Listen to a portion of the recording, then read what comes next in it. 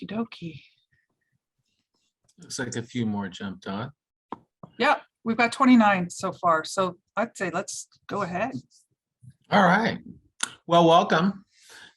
Really wanted to thank everyone for taking some time out of your Saturday to be here. We've had a lot going on over the last few months as far as new board members and new policies and new processes. So we're happy to be able to have this time to share on some of those initiatives. And wanted to take time to thank everyone, not only for joining, but for continuing to be donors and supporting in any way you can as we've been fighting through these last 2 years. So we're really excited to see things starting to normalize and being able to start to look at things beyond just where we are today, but into the 2023 season. And really are hopeful that we'll be able to continue to evolve this back to where we were pre-pandemic and continue to see the theater thrive. So with that in mind, I wanted to talk a little bit about some of the new board members and what's changed over the last few months. We have a couple things that have gone on. Debbie Neal has shared that she's really excited about getting more into focusing on getting energy around the directors forum again and wanting to get active in productions.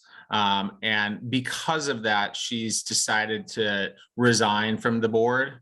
I don't look at it as a negative, quite honestly. I look at it as a positive because Debbie's doing what she wants to do. And quite honestly, the things that she's wanting to do are going to be beneficial for our community.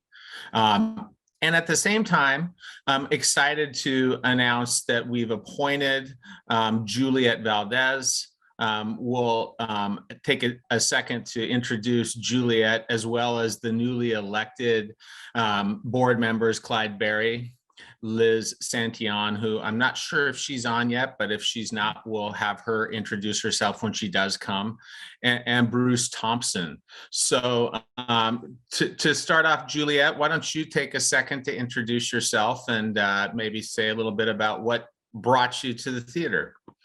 Yeah, thank you so much, Eric. And Debbie, thank you. This opportunity. I think something that we've learned in the past 2 years with the pandemic is that, life's too short to not do what you love to do. And an opportunity had opened up because Debbie is going back to, doing what you want to do. So thank you so much. I learned about the Pinnacle Theater back in 2017.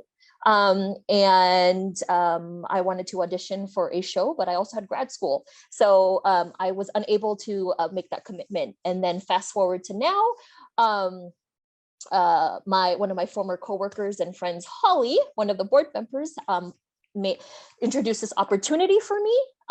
And also, I also see Susan and Michael here. And the funny story, I bought their house in Polk County in West Salem. And so I remember meeting them at a block party. And I mentioned that I love theater, and they said, hey, get involved with the Pinnacle Theater. And so the worlds are colliding, and in a very great way. So I'm here, I'm excited. And I just really want to support the theater however I can. So I'm going to keep it to that. Thanks, Juliet. Clyde, did you want to say a few things? Sure. Hi, my name is Clyde. I'm a new board member as of this year. I will be the show liaison to the Fantastics later this season. I'm also the liaison to the Education Committee, which we're going to expand and enhance services for our membership and our community. And I've been on the stage a couple times. I currently work for the Oregon Employment Department. And that's me. Thanks, Clyde. Bruce? Yes, I'm here with my wife, Barbara, and we got involved with Pinnacle through her sister, Alice Norton, which many of you probably knew for many years, and we lost a couple of years ago. But as a byproduct, we wanted to stay active, and I was asked and happy to be a part of the new board and looking forward to it. I come from an audience member's perspective, so I don't have the theatrical background that many of you all have, but I do have the front of the house look of how much you can enjoy theater and wanting to be a part of that process. I'm a retired Army officer. Spent 22 years working IT systems, primarily financial management systems and project management for big databases. Have a background in accounting and MBA from Boston University. So when the board asked me to serve as treasurer this year, I was happy to do that. So I look forward to a very productive year, and we'll be talking a little later in the dialogue here about some of our challenges ahead of us financially. Thanks, Bruce. Lisa, did you want to talk to the key committee chair resignations? I'll do that. So as somebody expressed earlier, the pandemic's offered a lot of opportunities for people to reflect on how they want to spend their time, or it's totally taken them for a ride. And that's the case for the McCartys. They had an opportunity to really look at this next phase of their life and what they wanted to do. They had served for 20 years as the Hospitality Guild co-chairs, which is a long time to be a committee chair. And you probably don't even understand like the breadth of what they do. They order all of the beverages, the coffee creamer, all of that stuff, the beer, the wine. They train the people that are bartending. They do all of those things. There's a tremendous amount of labor for little thanks. And I'm hoping that they stick around and continue to work on shows, and Karen likes to direct and that sort of thing. She has directed a couple of our fundraisers. So it's a big loss, and there are big shoes to fill. And then Rachel Duncan has resigned as the free dress rehearsal program coordinator. And for those of you that don't know, she is a teacher in the public schools, and the pandemic really took it out of her. The constant pivoting and having to adjust, and she wants to spend a little more time focusing on herself and her physical health. And we're really, really grateful that Lorianne Schmidt has volunteered to take over the role. That particular program, for those that are unfamiliar with it, we have one night of a free dress rehearsal for people with developmental disabilities and other kinds of disabilities to come to the theater and see a show, and they are one of our most appreciative audiences. And then we have student night, which is a little different structure. It's really designed to be an educational activity. So there's a talk back after the performance with the cast and crew, where those mostly theater students get to talk about the show and how it came to exist and challenges that the actors faced. So it's a really great program, and I'm really hopeful that Lorianne, who is herself an educator, will continue to enrich that program. Then I also want to talk about, without crying, I'm going to try. Julia is not on camera, but Julia Sargent is our bookkeeper. And I guess kind of coincident with the pandemic, she moved to Texas to be near her husband's family. And she's been working remotely. She's been doing a great job, but she has an opportunity. Maybe you can describe it, Julia. I just unmuted myself. Yes, we moved to Texas because my mother-in-law is getting older and needs some more help. And so, yes, I mean, Pentacle has been very gracious in letting me work remotely, and it's been an amazing experience. Still working with Lisa and Chris, and now Sean and Quinn. But yes, I have an opportunity to work actually here with a few more hours. And to be honest, I think with Pentacle opening back up with more shows, etc., that you might be better served with someone actually being in town. So I think it's kind of a good situation for all of us around, but I am going to be so sad to say goodbye, because I have really enjoyed working for Pentacle a lot. Yeah. She's a tremendous asset, and we're really, sorry to lose her. And the main thing about Julia is like, she is cool as a cucumber. Nothing ruffles her feathers. So, I need a person like that in my life. So thank you, Julia, for everything you've done. And I hope that the next chapter is fantastic. Thank you. And then the good news side is Quinn Connolly has joined the team as our facilities maintenance coordinator, and many of you may have crossed paths with Quinn because he's also quite the techie on the theater side of things. He is just the most willing, hardest working, eager employee, and well, I mean, Sean's also those things. I mean, there's not a contest. Let's just be clear about that. They're all excellent. I have an amazing team. I feel really, really lucky. And he's just, jumped right in, and he's very good at doing research and stuff and figuring things out because he didn't know how to do some of the stuff. I'm like, if you can YouTube simple plumbing problems, he's been doing that. He's getting through all the things. So we're very, very lucky to have Quinn on our team. And I'll just keep talking because the latest is we just voted on our COVID policy changes, and what we're going to put out there to the public, and you're the first to hear, is that masks are recommended and welcomed at Pensacola Theater, that we still are going to want to see that you're up to date with your vaccinations, includes a booster if you're eligible, and particularly for volunteers, that's so critical because doing theater is a high-risk activity. And then we'll be continuing the weekly testing of cast members to ensure we're keeping everybody safe. And that's all. Any questions about that? That's been the big. Oh, and Liz is here. Oh, so let's circle back, Eric, and introduce Liz. Oh, yeah. Liz, are you at a point where you can introduce yourself? Hello. Oh God, can you see me? Nope, you can't see me. There we go. There she Hello. is. Hi. Hi. I'm Liz, why driving. don't you share a little bit about yourself and why you wanted to become part of the board? All right. Well, hi, I'm Liz. I've been here in Independence for like my whole life. And I saw my first Pinnacle show like my sophomore or junior year, and it was so well done.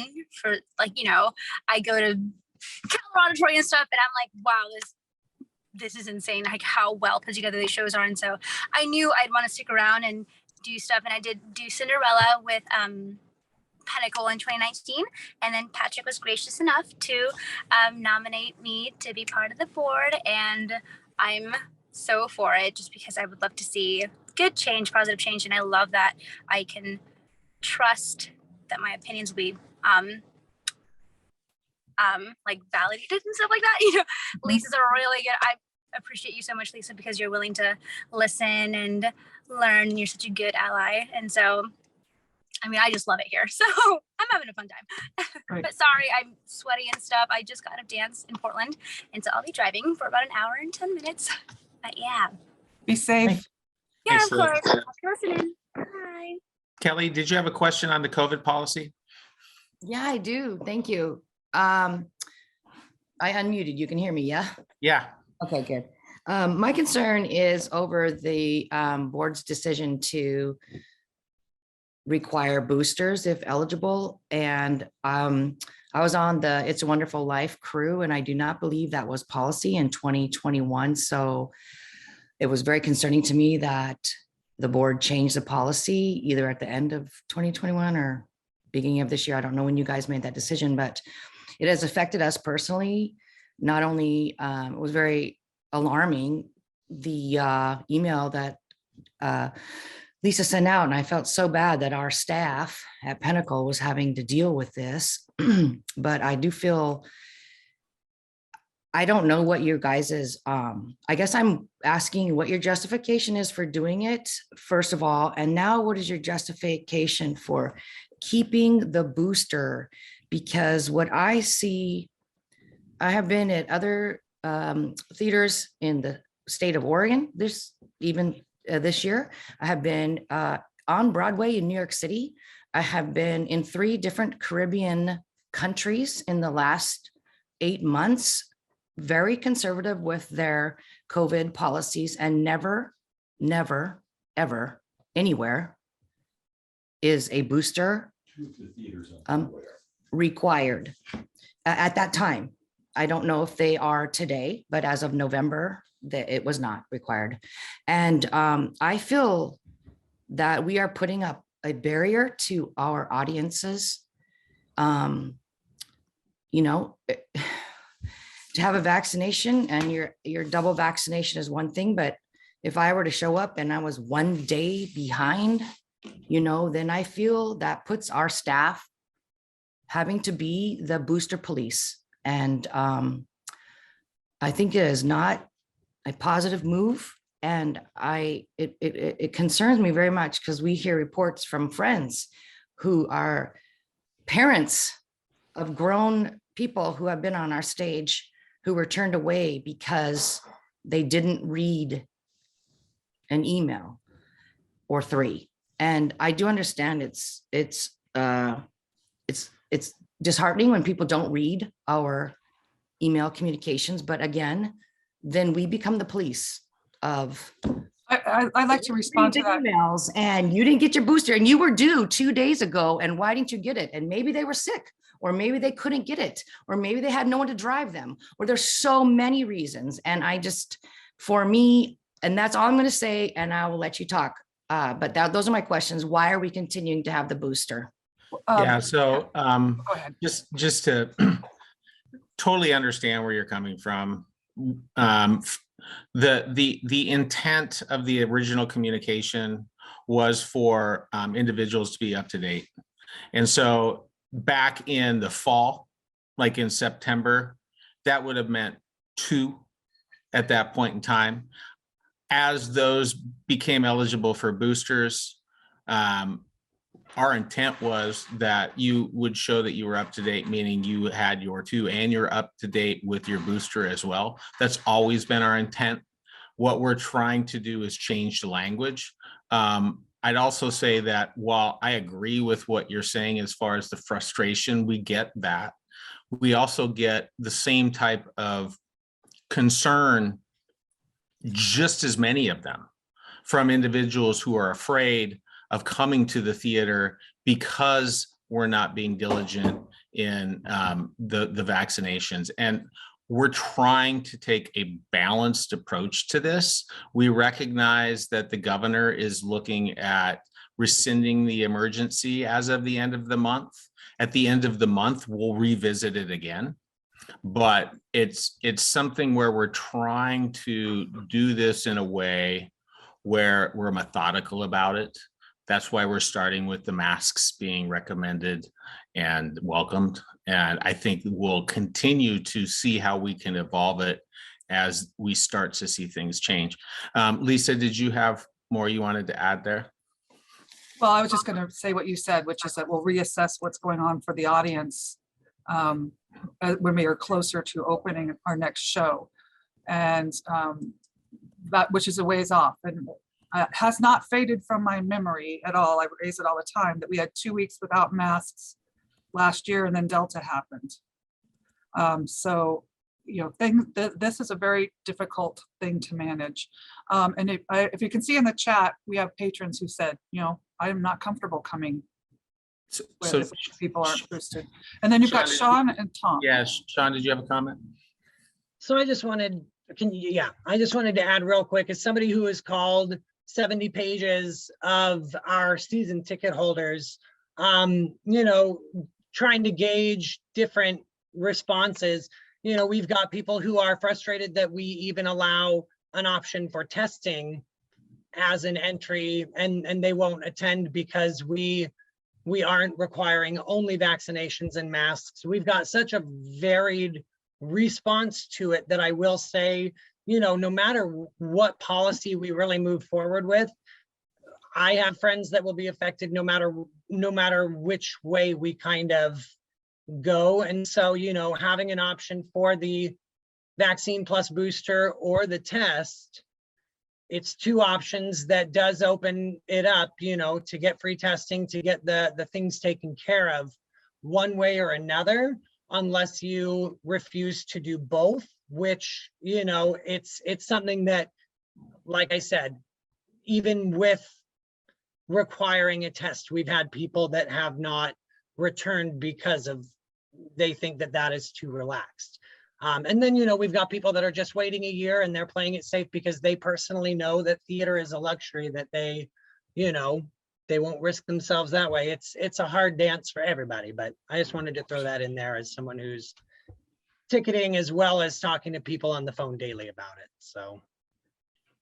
Thanks, Sean. I know that you get the brunt of it. So for us, we appreciate that. And like I said, we're wanting to be able to evolve as soon as we see it from not only the standpoint of what we're seeing at a state and federal level, but also what makes the most sense for our community as a whole.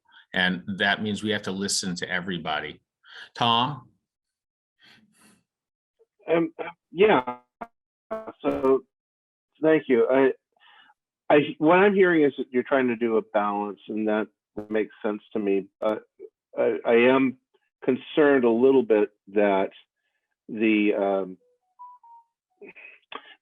mandate has just as of today, and I think that a lot of people, I know we're hearing from people who are going to be put off from not having masks in the theater or not being vaccinated enough. But what we don't hear about is the people who are going to say, well, if they're requiring masks, I'm not going to be there. So I think there's that other side too. And I understand and I sympathize that you're doing juggling a balancing act. But I do think that we ought to not go further than what the state is requiring, or I think now they made it local, as they're saying the counties are requiring. So I'm concerned that maybe somebody could speak to that about checking with what the actual current requirements are. And I also want to thank Kelly for speaking out about this. I think it's very brave to go against the flow. So thank you, Kelly. Yeah, and as far as the current, we're looking at it virtually daily to see not only what we're seeing at a state and local level, but also at a federal level. We're also looking at other venues, both locally and nationally, and seeing what they're doing. And then we're looking at how we might approach it from the standpoint of what we're hearing from our own community members, which is exactly what you just said, Tom. It's all over the board. Clyde? Yes, I just wanted to again thank Kelly for raising that question, and just make sure we drill into the very specific question she's asking about the booster. Now, my understanding is that the CDC guidelines for being up to date on your COVID shots is by definition both doses of the vaccine or the single and the booster. Having the whole sequence is what the definition of up to date is. As long as it's that 5 months after the second shot. Right. So that is the definition that we've been in discussion with. I do also want to thank Sean. When I was in Mousetrap, I heard some conversations, and there is no one single policy that we will adopt that will make everyone happy. I think erring slightly on the side of caution is wise. The theater has been dark without income for 2 years. If a production does have someone who does become ill, that puts the theater at a substantial financial risk. So if we're erring slightly on the side of caution, I think it is prudent financially, since we do not have a full cast of understudies for every single show moving forward. Thanks, Clyde. Katie?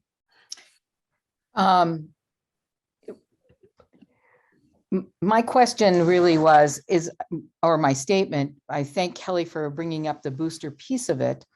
I just think that one of the reasons that you get a lot of pushback is when people are surprised. And if they've gone to other theaters or gone to things widely, there gets to be sort of a standard that you can expect. And you can expect when you go to Broadway in Portland that you'll be masked and they'll check your vaccine card, not necessarily for a booster. So one of the things when you add another layer that is not really part of what how things are generally handled, people's part of it is people's expectations as well. And granted, that's right, every single person you will not please. That is true. But you can take, I think, some of the fight out of the situation if there is a general expectations for meeting in this kinds of performance situation that are generally accepted. Yeah, totally agree. Because it isn't, it isn't, the Trump rally is not meeting out in the Pinnacle parking lot. That's not generally who gets a whole group of people to go out there and defy. A lot of times it's people who think if they haven't read what we do, it's a theater, they've been to the theater other places, or they're going and now a friend isn't inviting them, that there's it's in the context of performance. And I think that we're not going to, of course, eliminate everything, but it would take some of the edge off. That's all. So we will be eliminating the mask mandate. We have always had the intent of individuals when they show their vaccinations being fully up to date. This has evolved for all of us over the last 2 years. The most recent evolution was fully vaccinated was 2, and then all of a sudden, in order to show that you were all the way up to date, you had to have a boost. Okay, most individuals weren't even eligible for that boost until about now anyway. There's some that were earlier, but the reality is our intent has always been for those that were fully vaccinated, and if they were eligible for a boost, had that done. That has always been our intent. We talked about this earlier in our board meeting about changing the way in which we are articulating it and writing it to try to make it more clear, but it's always been our intent and it will continue to be. However, we will watch this virtually daily. And when we see an evolution for it, we are going to want it to go away for us when it is safe to, just like anybody else. We don't want it there. We don't want to be having to have this conversation. But as Clyde was saying, this isn't something where we can just take it off and not expect to potentially see a higher risk of us having something happen within our community. And that risk is high, especially as we start to take away the masks. And we're trying to do it methodically. We're trying to make sure we're doing it in a safe manner. Okay, we have a lot to cover and COVID's just part of it. So I'm moving to the next slide. And the really fun stuff. Bruce. Right. Well, first, I'm glad to report from the first letter or the bullet you see there that the excellent work done by Lisa and the staff, along with last year's board, has kept the theater fully solid. Their diligence and hard work in preparing all the paperwork needed in applying and getting the grants approved has put us in a very positive financial posture as we begin to emerge from the pandemic. Unfortunately, we do have some major challenges ahead. And as you look at the second bullet, you'll notice that the audiences have been relatively small. According to the feedback we've gotten from Lisa and the staff, we sold about 40% of the house for Over the Rainbow, which is up from previous productions, but still significantly short of the level we'll need for sustained operations. He means Over the River. I said Over the Rainbow. Yeah, well, I just had that thing about not loving that song, but Over the River, absolutely. Feedback indicates that some of the patrons prefer not to come due to the seating closeness or the mask mandates, depending on which way we go, as we just discussed. And so our challenges there are how do we increase that audience size given those two opposing sometimes perspectives of what is a good theater environment. As a result, in bullet 3, you'll notice that the subscriptions have significantly fallen off and are due, I think, primarily to the pandemic issue and this diversity of opinions of which way to go. Therefore, our projected income based on ticket sales to date for this season indicates that we are forecasting a sizable shortfall in ticket revenue. We hope we can reverse that trend by selling partial seasons and other opportunities to get the word out to our potential patrons and theater goers, but it's going to be a real challenge for this year. I'm adding to that reluctance of the audience to return due to pandemic issues was the unexpected delay in being able to get the season fully finalized. It created a real marketing nightmare for Lisa and the staff. It made it especially hard for Sean to sell season tickets when the buyers didn't always know what they were purchasing. Fortunately, we have that resolved, but it did that lateness because of the certain conditions that occurred in trying to get all the approvals and everything else that had to occur. Did put us behind the power curve there. So therefore, in the next bullet, you'll notice that Pinnacle is projecting a significant shortfall. The pandemic grants provided us with sufficient funds to get through this year, but we face some major challenges ahead since these type of grants are now mostly ended. Getting the audience back in seats is going to be one of our highest priorities, and I think everyone will agree with that. But we need to encourage both returning patrons, our established audience, as well as finding ways to create interest that will entice younger theater goers. They're going to be our lifeblood for the future. We're exploring new ideas to entice past subscribers, quote, to like give us another chance. And so the board will be looking at some options like that and looking for ways to maybe generate some interest in those who decided not to renew, to give us a relook this year. With the opening of the new office downtown, which is going to be discussed in more detail later, we now have one of Salem's prime marketing locations. And so there will be the serendipitous help of getting the word out of what our upcoming productions are as people drive by and see the signs and things in the windows. And I think that's going to be fantastic. The board is also exploring ways to use the new downtown rehearsal space as a possible source for earning new revenue. More on that will come later, but with that new space comes new opportunities, and we're hoping to exploit that as opportunity and time comes to make that viable.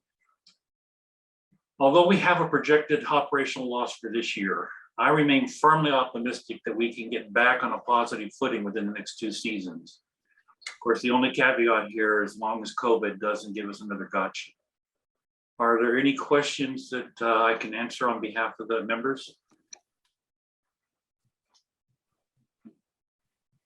Okay. 'Cause that's the. Oh, Quinn has his hand up. Hi, sorry, I couldn't find the button in time. No, I just wanted to know, you said it's going to be a shortcoming this year, financially wise. I'm great at words, but I wanted to know, are we breaking even, or how much are we losing?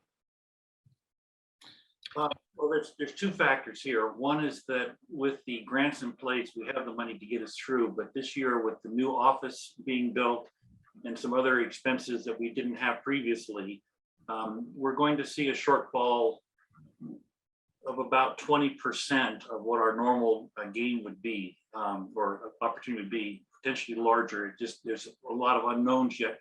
If our ticket sales improve, then that would be taken care of to a degree. But the budget committee and the board, as they looked at the budget for the 22 season, understood that there would be a certain degree of operating loss with all of the extra things we had to do in preparations for getting the whole organization. Yeah, and just to put that into perspective, we've had operating losses the last 2 years. And so the grant dollars that we've been able to successfully get, as well as some of the successful fundraisers. Chris put together a great one last year. Give her props for that one. But ultimately, as we start to think through into 2023 and we try to get back into a 7 run season and then potentially an 8-run season, the idea is we're going to want to get back to where we're starting to get into the black again, just from operations. That's the goal. Beverly? Oh, I think you're on mute. Beverly, you're muted. There we go. Hi.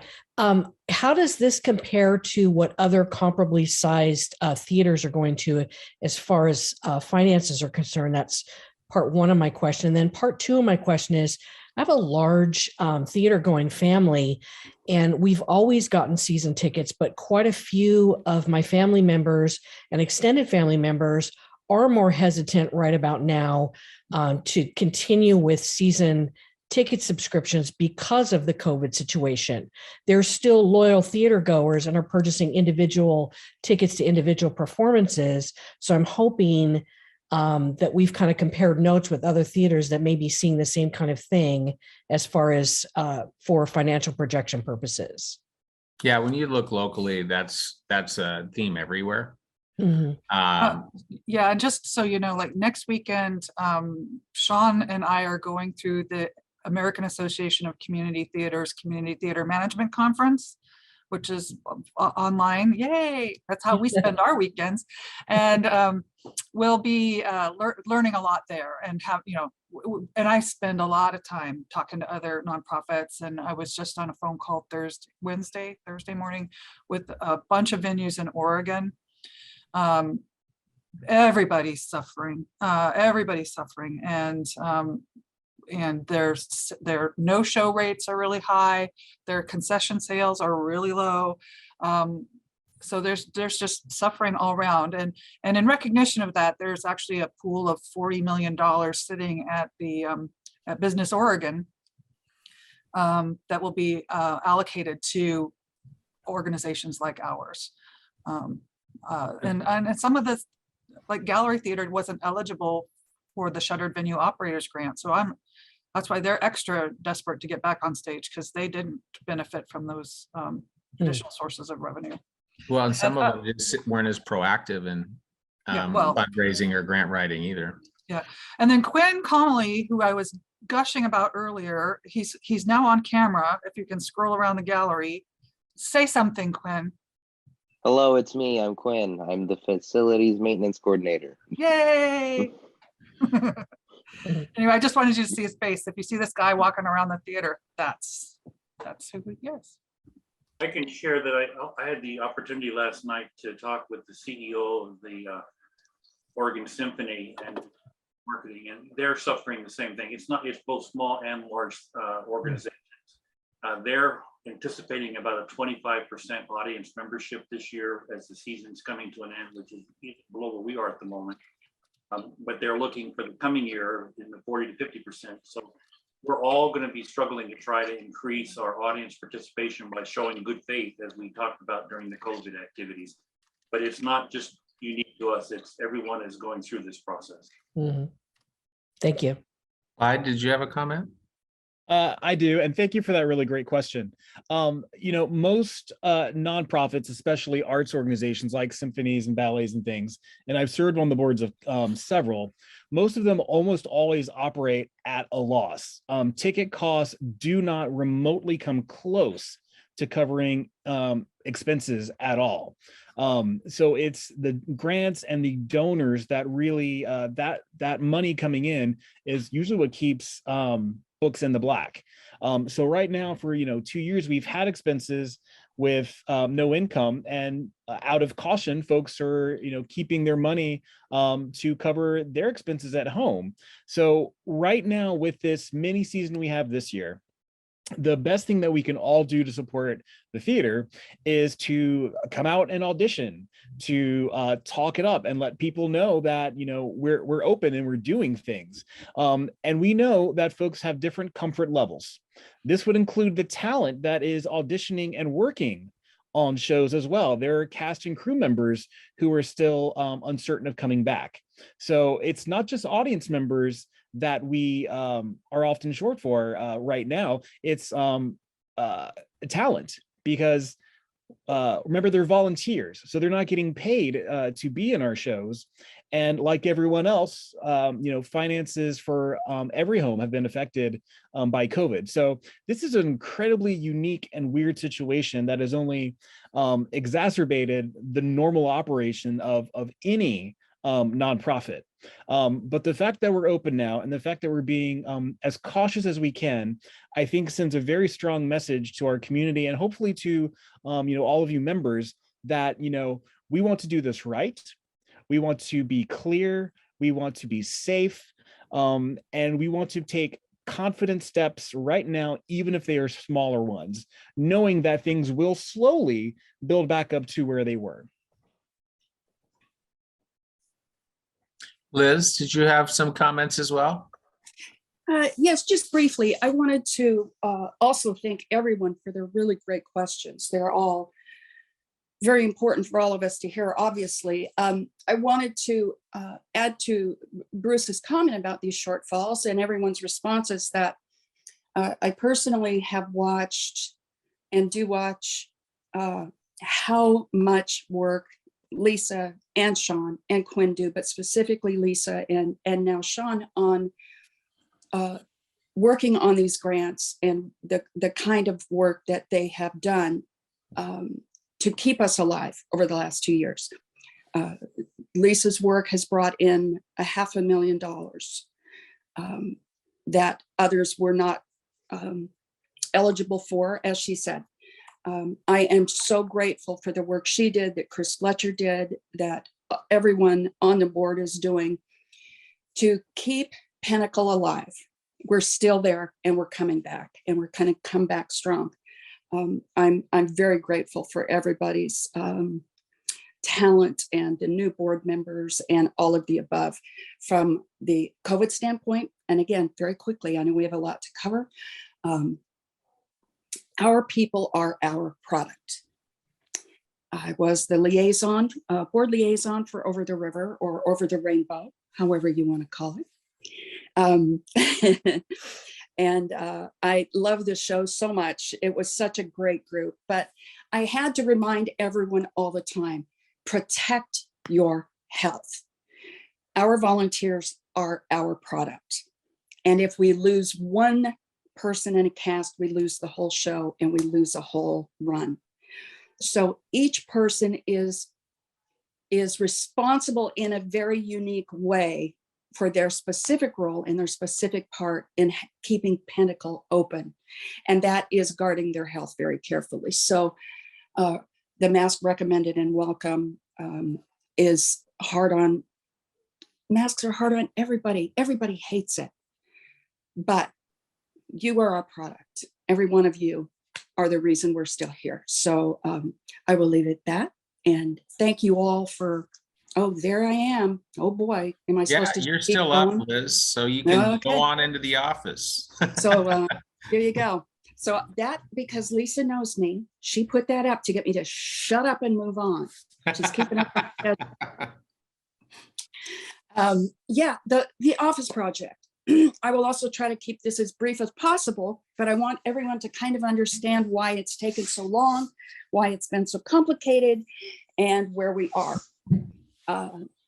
These pictures I took a week or more ago, and I apologize for not having pictures from yesterday because we have 99% of the painting is done.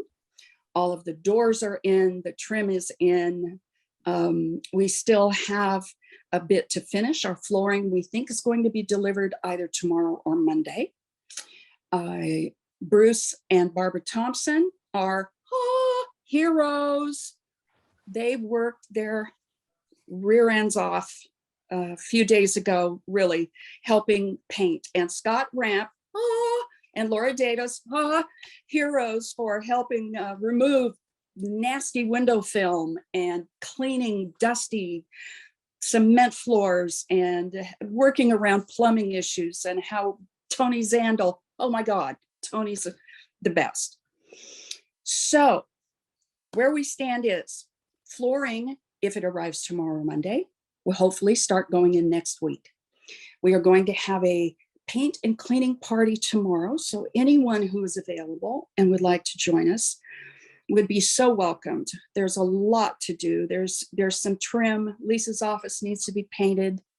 We did a little bit of an archaeological dig over the last few days and found some kind of buried treasure that needs some paint and touch up. Got rid of some very old 70s acoustic tile that left us with a really great look that we're very happy about. So dealing with some outstanding occupancy permit issues. At the risk of boring you all to tears, I will say that the delay in the construction has had a lot to do with COVID. All the subs have gotten COVID.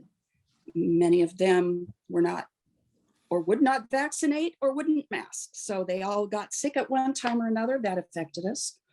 The city has been extraordinary in their help to us in this process. They are very happy that we're going to be in that space.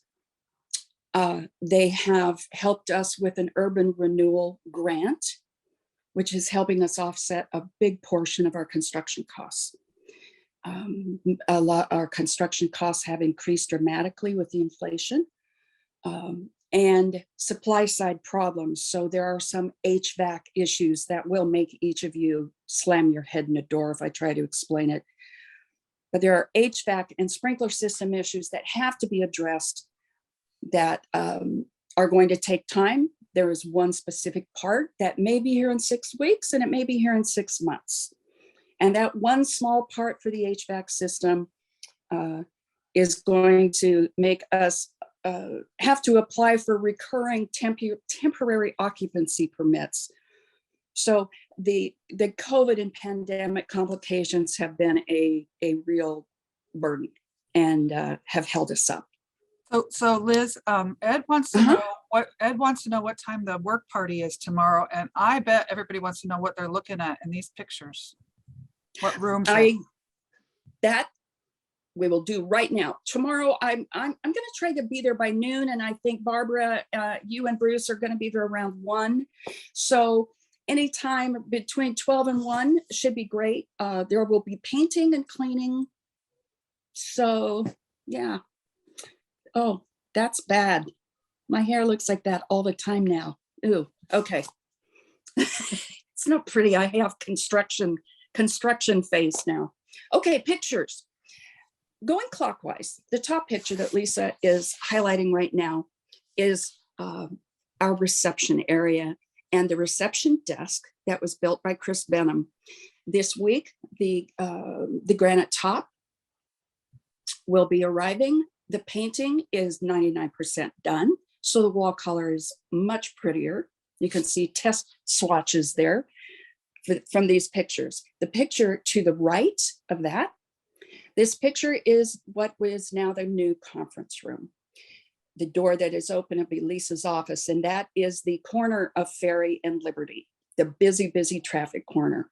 And we're very, very excited about the exposure that we are going to get from our new signage and the Pinnacle neon sign that used to be in the old office is going to be in that window, right where that little arrow is. So no matter what direction you're coming from, Liberty or Ferry, everybody's going to see Pinnacle splashed everywhere. The next picture down is, let's see, going from the rehearsal space forward into the reception area, and the office on the left is that door is our new archive and historical storage space. That's where all of our poster art and all of our records and photos and everything that we have since the opening of the theater will be stored.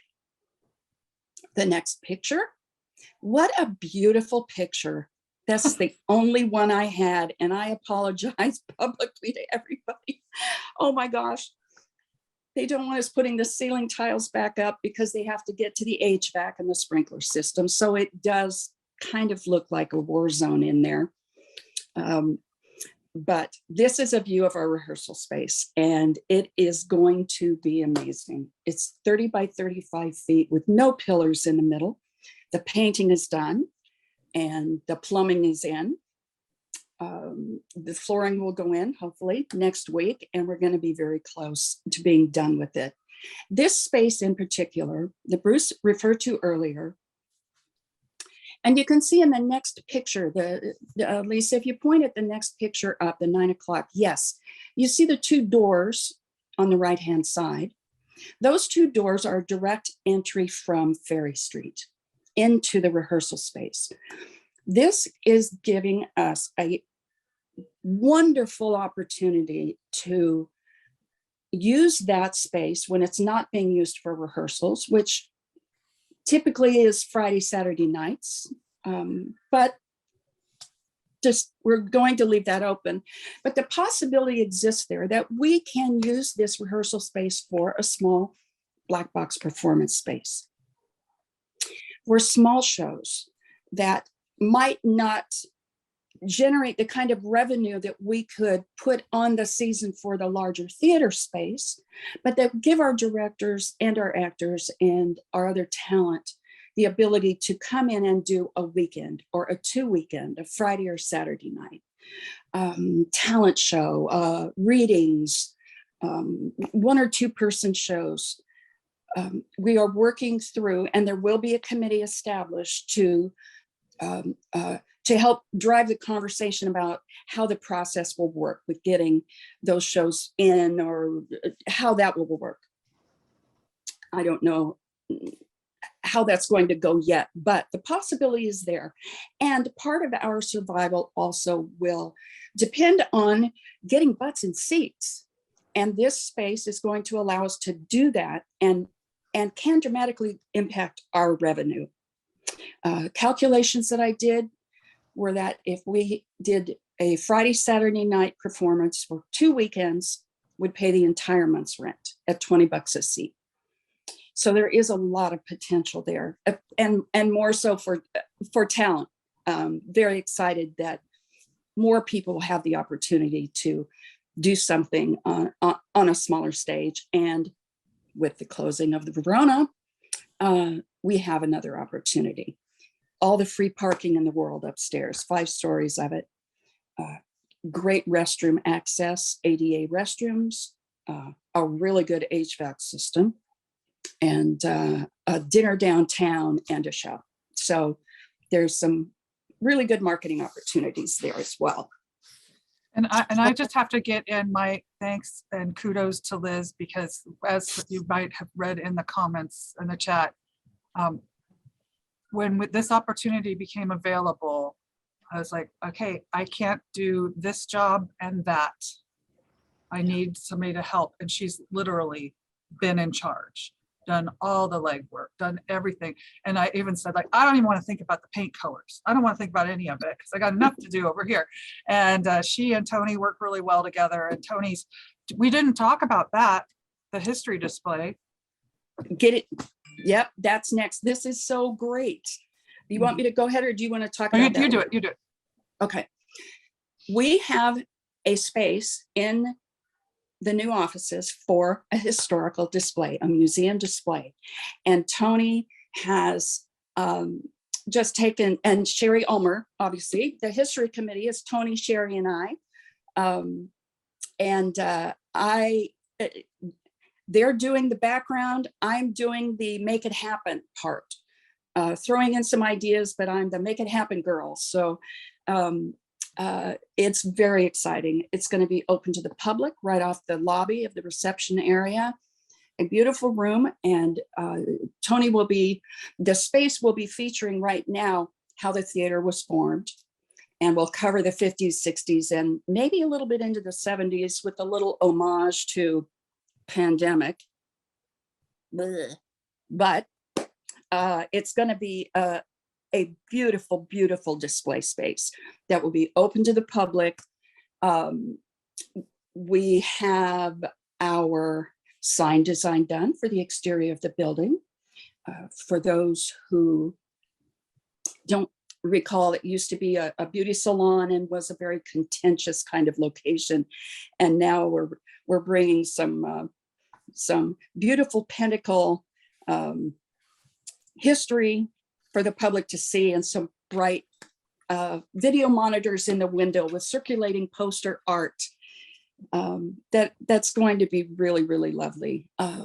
Now I want to add, oh, this is just a funny aside about the rehearsal space, but I can't see the chat, so I'm sorry I'm not answering any questions. I'm on a smaller device here. It's just full of people saying nice things about you. You wouldn't Oh, like- you shut would- up. Okay. you wouldn't like I'm gonna it. So shut up and read the chat. just, yeah. Okay, I'm almost done. So Pinnacle was formed in 1954. I was a year old when Pinnacle started. And so it occurred to me that our new rehearsal space and potential performance space could be called Pinnacle Studio 54. And I just cracked myself up. I thought that was really funny. And young people probably won't know what that means, but all of us old people know what Studio 54 means. So Pinnacle Or if Studio. you've been to Broadway, you've been there. Yeah. That's where Chicago played. Yeah. Anyway, so it's going to be a very exciting space. What have I missed? Anything, Lisa? I can't think of a thing other than it isn't all free.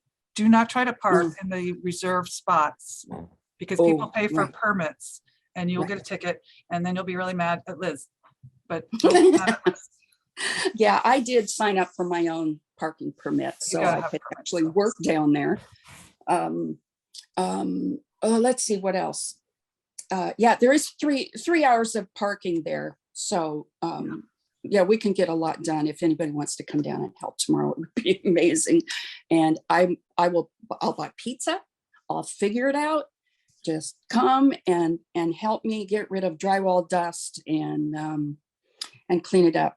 Anybody who knows how to do trim paint, which Bruce and Barbara and Scott Ramp are pros at, because I shoot with this hand. This isn't pretty. Yeah, I'm not good at all the right, trim. I'm going to move to the next slide because this could be a rich topic. I don't have bullet points for you, but this is also something very exciting and new. And everybody give Liz a big round of applause for being an amazing, amazing, amazing person. Yay, Liz. Yay! No, we just love her. And she's gone off to read the chat. So Debbie.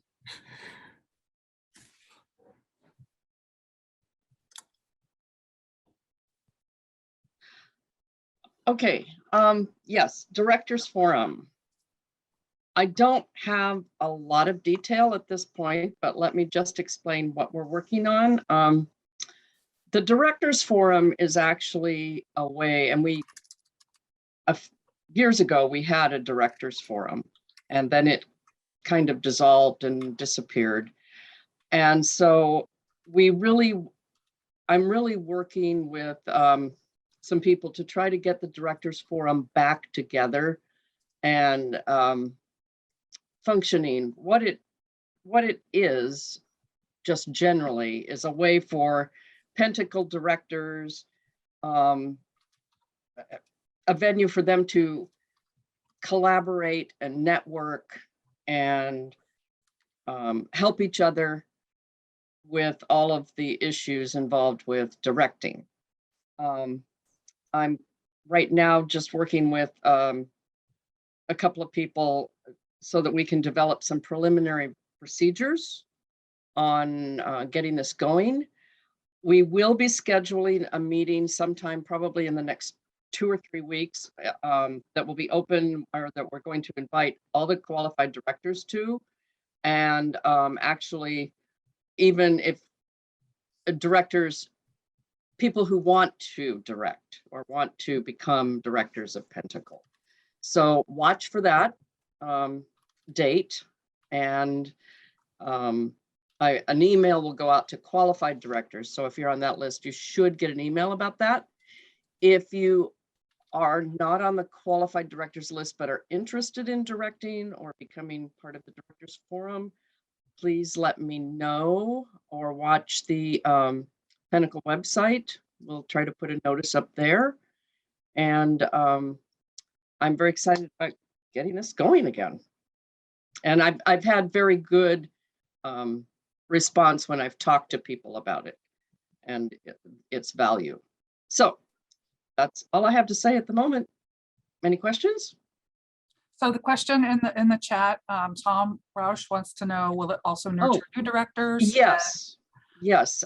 It will be a place where directors can be mentored, or older directors can mentor younger directors. We are looking at educational opportunities for all directors, and particularly people, you know, starting out or new to Pentacle. So we hope to do, yes, all of those things. But this does take a little bit of preliminary planning and some organization to get it going. And Clyde has his hand questions?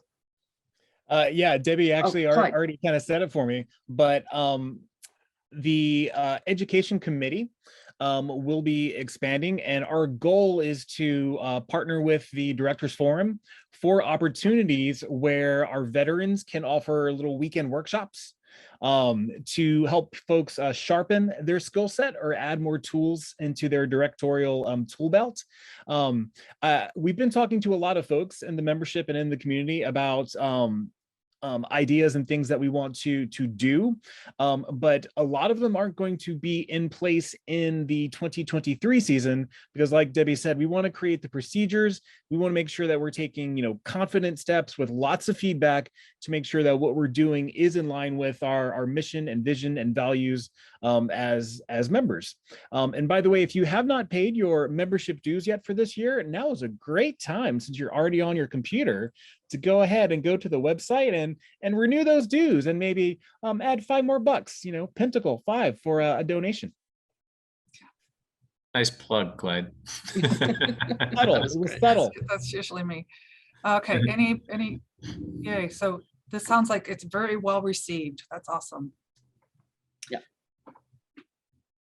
All right, so we've talked about this, going on a couple years now, the diversity, equity, and inclusion efforts at the theater. And I've dropped the word initiative because it's not just an initiative, it's got to be forever. That's the future. We have identified that there's some urgency here. There have been moments recently about that have brought race in particular into the center of conversations about bringing, well, you know, when you see what's going on in Texas about bringing trans identities into the public eye, all of those things are happening. And to be a strong and successful organization, we need to be a diverse and inclusive organization where people feel that they belong. What was really exciting about this, for the people who haven't really been tracking it, is that we are actually in partnership with Kaiser Homegrown Theater. They put some money into it. The Salem Theater Network put some money into it. And why is that important? Because what we're working on is changing culture for theater across the community. And we share actors, we share directors, we share. And you see here the list of people that are on the team. And you feel free to contact, and I forgot as Isaac Joyce Shaw is also on the equity team. But in any case, we meet monthly on the third Tuesday via Zoom at 7 p.m. and are learning quite a lot. I myself, the board has dedicated 20% of my time to working on diversity, equity, and inclusion. And most of that has been investments in my own knowledge and growth. I participate in a couple of book clubs around these issues. I spend a lot of time just absorbing and learning and reading the perspectives of people of color in particular. And so that's where we're going with this. So both Juliet and Liz Santian are on the committee now, and I'm super excited about that, especially to have younger people as well as people who identify as well, who are gay. We've got the whole gamut here. So that's just when I say identify, what's wrong with my brain? So in any case, people who are gay, people who have a whole range of theater experience. And one of the things that we'll be doing with this equity team is really taking a good look at our policies as we develop them and see what kind of barriers we're unintentionally putting in the way for bringing new people into the organization, or just telling different stories. And that already happened when we went through the season selection policy. We've eliminated some things that I would regard as barriers. And I think this work will be hard. I think it's ongoing. It's going to be something we have to invest money in, particularly when we start looking at eliminating barriers to participation. And when we hear from a few actors we've approached, like, I can't afford the gas to come be in your show. We've got challenges. So that's what's going on. And I'm happy to take any questions. We are kind of running into over where I had budgeted our time. But I think because Scott has a lot to talk about when it comes to season selection. So let's see, Pentacle Van. Yeah, we brought that up the other day. Actually, I did, Quinn, and it got shot down due to liability and cost. Yeah, well, Pentacle Shuttle Bus. Yeah, you're right, Emily. It's a barrier to participation in the audience, as well as a barrier to participation in the show. We have terrible issues regarding accessibility for people with disabilities. So just lots to do and address. So did I miss something, folks? Yes, downtown has public transportation. Pentacle Theater does not. And that's, and plus it's scary turning out onto the highway at night. Okay, that's it for me. So are we handing it over to Scott? So what I had in mind was that Scott could go over this high level of what information about the script reading committee and what their work will be and their timeline. And then people who aren't interested in knowing the guts of that process can leave, ask a few more questions. Let's do that. And then can leave. And then we'll have a more in-depth examination of what the work is that Scott's leading. Emma, did you have a question before we got started? I have a comment just real quick. I want to make sure that it's noted that Clyde has said in the chat that he will be giving a matching donation of $5.40 for every donation and renewed member received today until midnight. So I want to make sure everyone hears that. Yay, thank you, Clyde. Yeah, I can't do 54 per person, but I can do $5.40. I don't need that Starbucks. How many $5.40 donations will you match? I will match every single one until midnight tonight. Unless it's the same person doing it over and over and over. Don't do that to me. Thanks, Clyde. So Scott, without further ado. Well, my goodness. How would you like me to start this? Would you like me to just kind of go through what we've got on the camera on the screen at the moment? Yes. Yes. If you could do that, and then we can go. Awesome. Great. So basically, everybody, we had a really good turnout of people that were interested in being part of the script reading committee. For those of you who have ever done this before, and it was called the play reading committee. It was changed with the board's purview this year to the script reading committee, just basically because script is more inclusive. It includes musicals, it includes, one person shows, whatever. So that's the only reason for the name change, really. We are focusing. Scott? Yes. Sorry about that, but Clyde has a good point he brought up in the chat. Maybe you could introduce yourself and give a little bit of your background. Yes, so absolutely. It'll add a lot of context. Okay. Yes, for those, I keep forgetting, for those people who don't know me, my name is Scott Ramp. I was very active in Pentacle in the mid 70s through early 1980s. And then I moved to Los Angeles and I was gone for almost 40 years. I did stay in touch with a lot of old friends at Pinnacle. Hi, Chris. Hi, Ed. Hi, you know, a lot of different people. And every time I've come back to visit family, I would go out to see shows. I was there and at the 65th anniversary party. I came up from Los Angeles. Thanks to COVID, I moved back up. I actually was in the play, It's a Wonderful Life, the live radio play that Debbie Neal and Liz Rogers worked on and directed for us at the theater. I have taught theater for 35 years at the American Academy of Dramatic Arts in Los Angeles and occasionally in New York. I've directed over 50 plays. I'm actually going to be directing Terra Nova this July. Hint, hint for all those actors that are listening. And I am very happy to be the chair of the new script reading committee.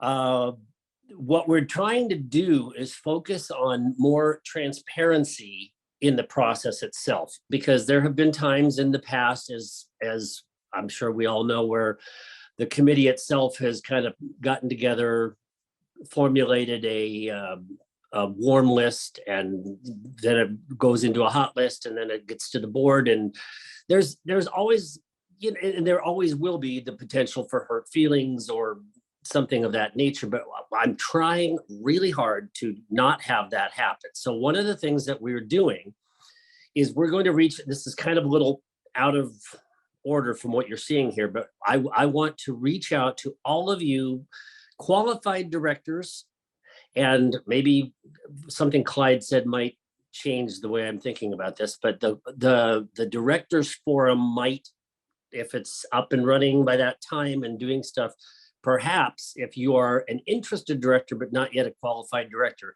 if you suggest a script that you would like read by our committee, then we will read that and score that. And any interest from a director puts that immediately on the warm list. Our goal here is to create a large warm list. We are going to do a new scoring method that the board and Lisa have worked very hard on through a Survey Monkey. And it's every show will be scored on several different criteria, but there will be a 1 to 100 score. Now that doesn't necessarily mean that only high scoring shows will get picked. That's just a method that we're going to use for people to be able to look at that. And that's what I mean by that is it will be accessible to members. Like Lisa says on the note here, they're still working out exactly how this will work. But ideally, any interested directors can contact Lisa, figure out exactly how to do this, and then they can look up the name of a play or the name of an author, and they can see how many people on our committee currently, there's 8 of us on our committee, have scored it. My goal is that every single play that we read has at least more than half of us, 5 of us that have, and the 5 of us that have scored each play. Now, we do have a deadline, and this is part of the whole thing. The timeline is compressed. The musicals, we are not having to worry about as far as the script reading committee. So that's actually going through, Lisa, is that going through the board? The musical proposals, musicals? yeah, yes, it goes to the board. And actually, we have had members of the play reading committee sit in on those proposals and presentations. Cool. Now, in terms of Tom Rosh asking if members can vote on the worm list, I think that's an interesting idea, but I think without having read them, that would be a challenge for just an average person. That is a good question. Now, Clyde, you mentioned, don't forget the workshop. Yes, I'm actually having taught on college level this for a long time. I'm putting together, as something that the board requested, a workshop on how to read a play. I'm currently working on the PowerPoint for it, but it'll be relatively soon. I don't know whether we're going to do it live or on Zoom, but I'm going to do a thing about how to read a play. I apologize for my dog. That is open to all of the membership. And so let's see, Tom, you're asking a question. If it's really transparent, can Pinnacle members vote on the warm list? Oh, I see what you're saying. These are all really excellent questions. In the process, there's always been a play reading, or in our case, a script reading committee. So what we're doing first and foremost is trying to read anything that is proposed by a potential director. One of the notes that I have in my little PowerPoint thing is that anything that has been done within the last 10 years, meaning from 2013 on, we won't be doing that. So if somebody is interested in a play, but it's been performed or produced at Pinnacle since 2013 forward, we won't be reading that at this point because we have a limited amount of time.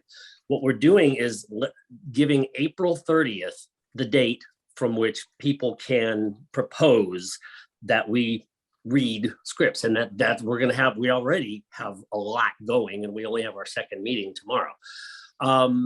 And so what we're going to do is start reading and scoring these things really, really fast.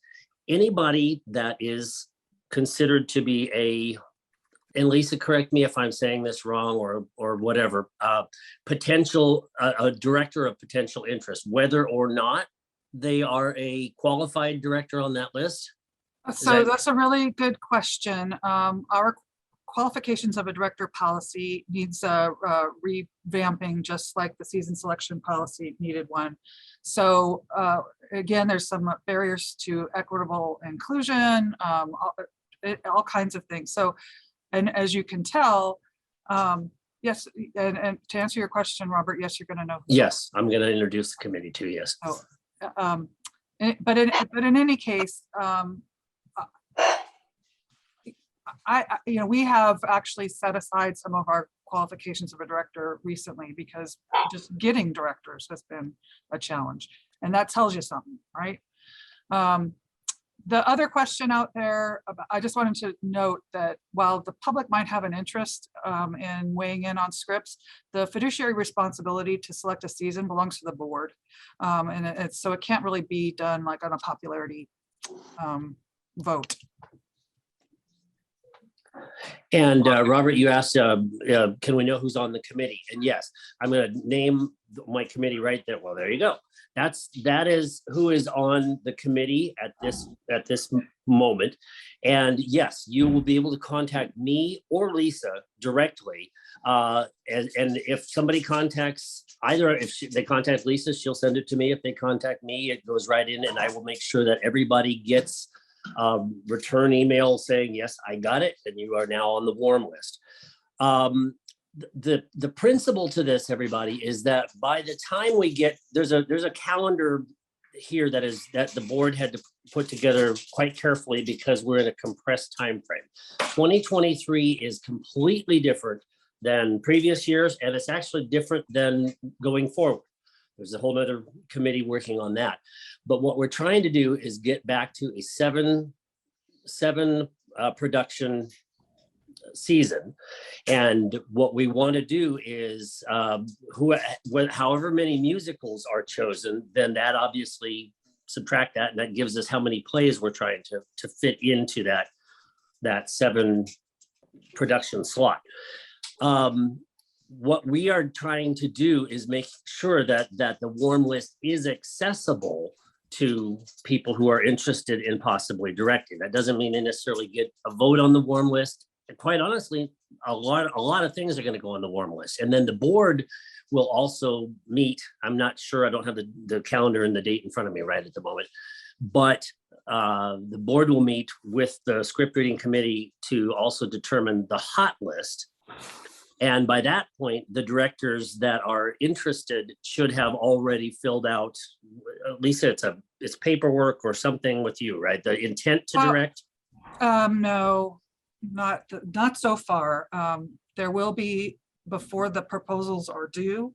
A letter of intent required, just so we can see, you know, are we gonna get what we need? Like, is it gonna be all be plays, or are we gonna have a comedy? Exactly.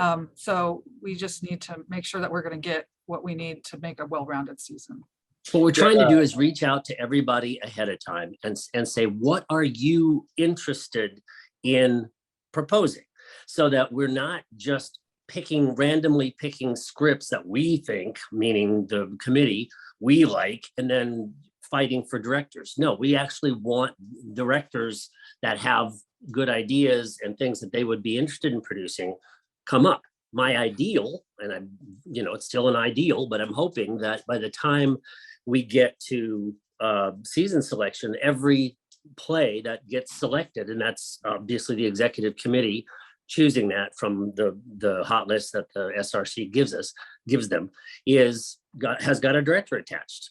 So Scott, Clyde has his hand up, and so does Debbie. Okay, I'm not very good with the hands things. Yes. All right, that's what I'm here for. Thank you. Clyde? Okay, so I just wanted to make sure that we're touching on some of the questions that are in the chat. Tom was asking about the transparency and members and audience. This also goes to the equity initiatives that we're trying to meet. Our current audience, our current subscribers do not reflect the diversity of Salem as a whole. So we would get into this self-fulfilled cycle of doing the same type of shows if we open this up to audience voting. As far as the transparency, what we're talking about is you will be able to see the score sheets. They're going to be posted in a searchable database, just like the history of productions at Pinnacle. So you will see what was scored, the comments and questions, concerns about how do we do this? How does this fit on our stage, sort of thing. You'll be able to see the feedback on your script if you were to submit one. So that's what we're talking about, the transparency. We really want to make sure that folks who are submitting something that they're intending to propose can see how it's been treated and assessed along the way. If folks want to have any sway on, I like that show, or I'm interested in that show, that's a great way to reach out to the Directors Forum and say, I'm interested in that one. It's a great way to join the script reading committee and have some influence in there as well. And those were, yes, those were the things that were in the chat I just wanted to touch on. And again, just to clarify, the script reading committee is only assessing what is on the page. Directors, in your proposals, you explain how you're going to execute it. So just make sure it's clear that the script reading committee is only looking at what is on the page in the script itself. Debbie. Yeah, that's a great point, Clyde. Yeah, we are scoring the script. You'll be able to see the survey too, and you'll see how it's all scored. It's relatively self-explanatory as far as the play, the author, how many men, how many women, how many non-binary, yada yada yada, age ranges, and then there's 5 specific questions at the bottom that will be scored on a score of 1 to 20, and that will score a script. And like I said, it doesn't necessarily mean the highest score is the scripts that are chosen. It's just a method for doing it, and the more of us that fill it out, the more averaging out you get of a good score. And yes, I agree with Ed. The directors, part of that is yes, we encourage that. We want gosh, if you get your proposals in early, that's phenomenal. The whole principle behind this is so that nobody feels like they're completely left out. I mean, obviously there may be more people choosing plays or more people that propose that then there are slots available, but the effort here is to make this as absolutely fair and transparent as we can. So as a committee, all we are doing is reading and scoring, and then helping to compile the lists. Does that sort of answer your question? And Debbie, you said you had a question too, right? Hello? Did I lose Debbie? Well, she can't find her unmute. Press your space bar. Well, while Debbie's finding her Yeah. unmute, I just wanted to touch on two more things. The score sheet is the same score sheet that has been used in the past. The one that was created by Jeff Witt when he was serving on the committee. We might have changed one or two of the criteria, just again for equitability. So it's pretty similar, but all these things are visible on the website in the director resources area if you'd like to download them. And to Ed's question, if someone has a script that they plan on submitting, when you submit that script to the script reading committee, if you want to attach your proposal or notes about here's how I'm going to do this or here's how I'm going to do that, so that they can have an understanding of selling that vision, by all means, you can still attach that those materials. Now, the score will only reflect what's in the script, but knowing the context on how you're going to execute something will probably be very helpful to the members of that committee.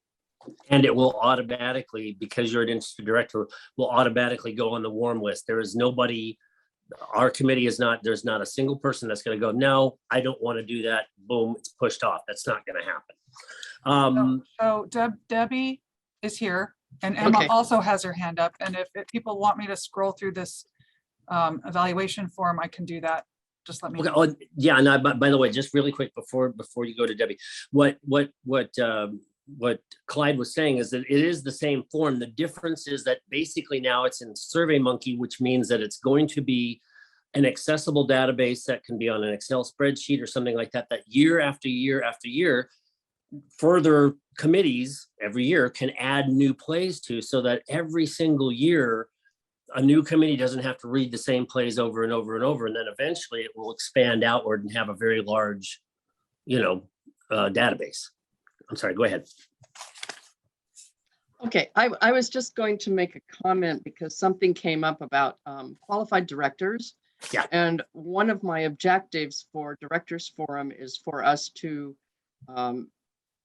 revisit what is required to be a qualified director and make some recommendations as to how we should consider somebody qualified director for Pinnacle. And how, I think in the past we've had some criteria, but is that really the best criteria? Can we expand it? And before that's so good. Before Emma talks, let's just put a pin in introducing the faces of the committee members to the room. And to see who all is here today. So Emma, though, let Emma. Okay. Yeah, I just wanted to speak really quickly on Robert's comment. Anyone who hasn't seen it, in the past, interested directors were encouraged to attend the committee meeting to sell their vision. Is that still encouraged? Or should we wait for written proposals?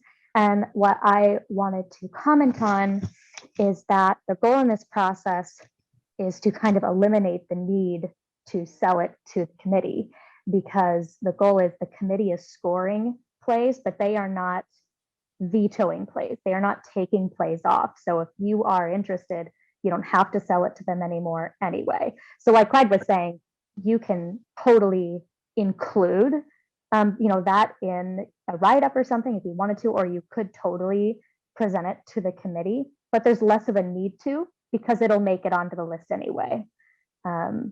So that's kind of, I just want to make sure that we really drive home that, one of the major changes is that if you want to do a play, you get to propose it.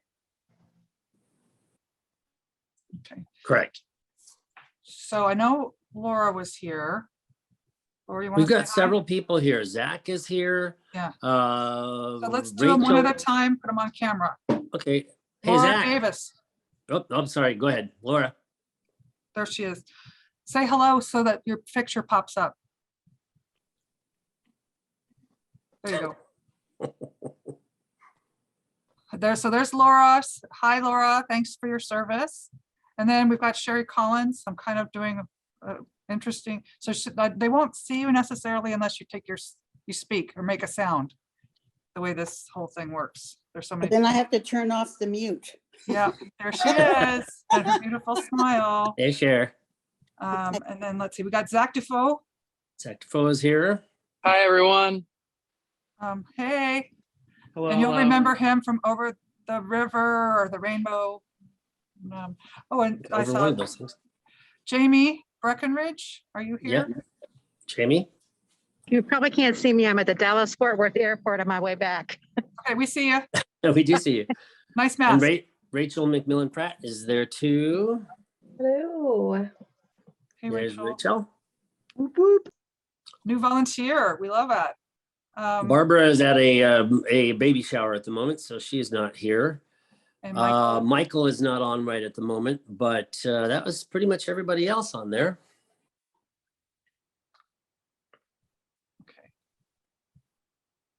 All right.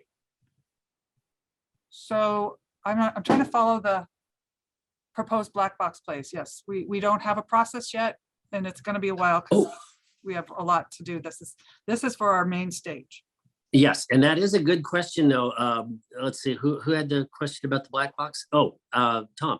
Yes, actually, it is, even though it is, we are our primary charter is for the main stage.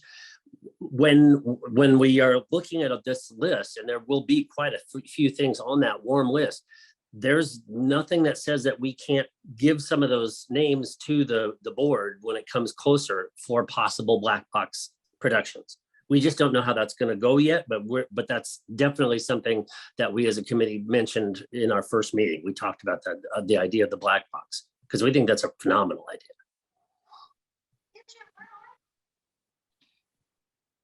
All right, and there was some also thought about, new directors getting their feet underneath them in the black box too, where there's more risk. And Debbie, are you still around? You were talking about something about mentoring. I had a quick question about that. Yes, I'm still around. Hello. Do you want volunteers for mentoring, or are you going to assign them? Well, that's part of what we're working on right now is procedures and how to go about this. So I'm hopeful that once we get the directors forum up and running and we have a major meeting, that we will work on how the mentoring process works. One of the things that Debbie brilliantly said in our last board meeting, I think, that she attended, was directors like to direct, so we can't tell them how it's going to look. We're going to have to include them in how it's going to look. Yeah, that makes sense. The one thing that I would like to make sure to request is that if anybody is interested in submitting a play for the script reading committee, just realize again that anything that's been done in the last 10 years, we're not going to be able, eventually we'd like to read them and score them just to have them on there, but it's not going to be something we're going to have the ability to do now because it won't be produced anyway. So make sure to go to the Pinnacle website, look at past shows and realize what there is, because we've already gotten a couple that have been done before, which is fine. 37 people. Any other questions on this whole thing? So Eric, you wanna? Wait, I do. Just for clarity's sake, can we make sure that we're clear on who is the contact person for which point in the parts of the process? So if you have a question about your proposal, who do you go to? If you have a question about your script, who do you go to? And if you have a question about director's forum, who do you go to?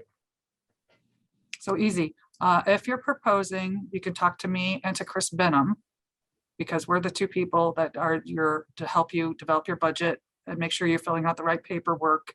And we're going to ask you some questions to make sure we're touching all the points. To have a script read, Scott's indicated that you can come to me or to him. I don't need to be in the middle of the process until it's time to order a script, and then somebody's got to do that, and that's usually me if we don't have it in stock. And then Debbie will be your contact for the director's forum. And Jennifer has her hand up.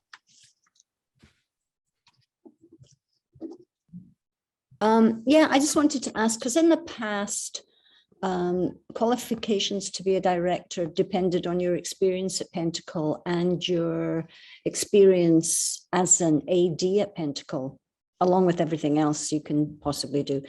So is there anything with the Directors Forum or with the board about encouraging assistant directors so that we can have a nice pool of new directors? Is there anything happening along those lines? I mean, Well, we've got that's what the Directors Forum is going to work on, is So that's, yeah. refining those, how someone becomes a qualified director and And that clarifying will- it. And that will also play into the DEI thing as well, the diversity to Right. try, okay. Right, all of the above. Wonderful. It's a Thank big you. project. Yeah, yeah. Well, let me know if I can help at all, because I'm Oh, very interested I in that. will. Thank you. I'm done. Okay.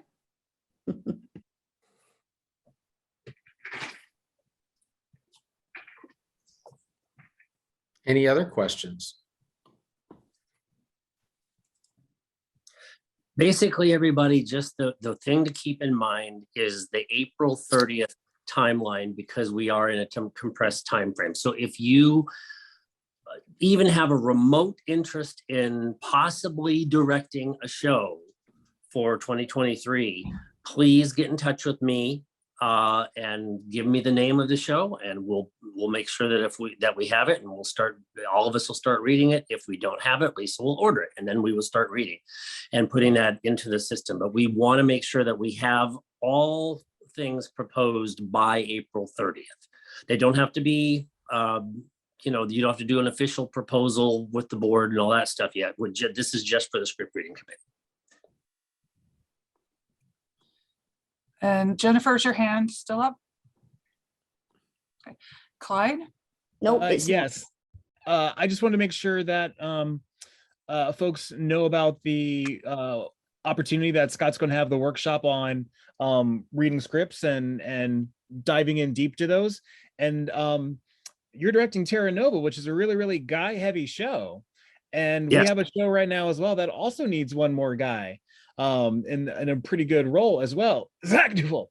So if there's anyone that might be, available and around, those are two good opportunities. But I do want to hear about if we know a date or anything for that workshop. Right now, I am putting together a PowerPoint that I can do along with that, and I should be able to be done with that within the next few days. And then it's really kind of up to the board whether or not you guys want to do this as a Zoom, whether you want to do it live in person, whether you want to record it.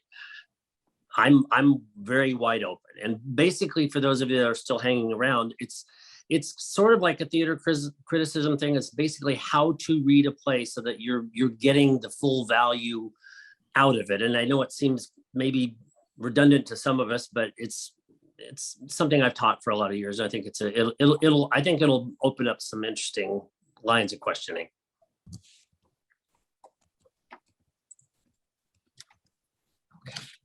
So Lisa, have we got any other topics for today's town hall? No.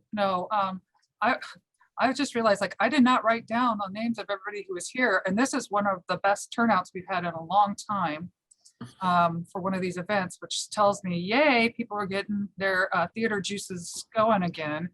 And no, we have no additional topics, but we sure can take questions if there are other questions.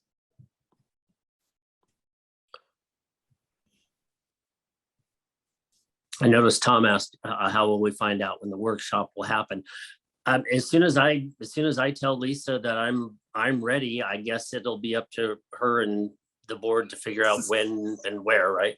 Yeah, so what I generally do, like, we have a page for workshops on our website. I will do a Facebook event. I will put it in our e-newsletter. I'll email it to all of the, yeah, well, there's Juliet. Yes, Juliet. And Heather has her hand up. Hey, hello. So I'm curious, like, thank you for having this forum. I think this kind of dialogue and communication is so important and something that I wish we had more of. And I think someone else just said it. like I'm going off of Facebook or been off social media for a while, and I love it. I think it's the key to happiness. But I do think that we may need to lean on different communication methods to get important information out to people. One of the things, like for example, Facebook is not as popular as it used to be. Also, email, I know no one reads it anymore. So if I really love the texting feature, so for me, that's really helpful. But the reason why I guess my actual question is, are we ever going to do these little town hall things or meetings face to face again? Like, I'll happily wear a mask. We can stream for people that aren't comfortable. You know, we could do it for people that are just boosted. Like, I would love to have the face to face interaction or in-person interaction. So anyway, that's my question / comment. No, I think that's a great idea. I think as long as we continue down this path that we're going, knock on wood, that we should definitely look into that, especially if we have our new location open. It would be a great opportunity to do just that. And I love your comment on the different types of medias, because your friend Emma has been talking to us a lot about that as well. Yeah. And I will say, I know it's sad, but the e-newsletter is packed with great information. And people say, I never hear anything from Pinnacle, and I can go in and see that indeed they did receive that email. Indeed, they did open it, and indeed they did click on it, on something, a link in there. So it's funny, it's about what sticks in your head. So any ideas you have about how I can do that more effectively? The texting thing, yeah, it's just a little clunkier for me, because, and the list is only about 100 people right now. So if you want to get those texts, you go to our homepage, you go to the very bottom of the homepage, there's a place to sign up for the e-newsletter, and there's a place to sign up for the text messages. Yes, I know they're probably too long, but people can't say that I didn't try.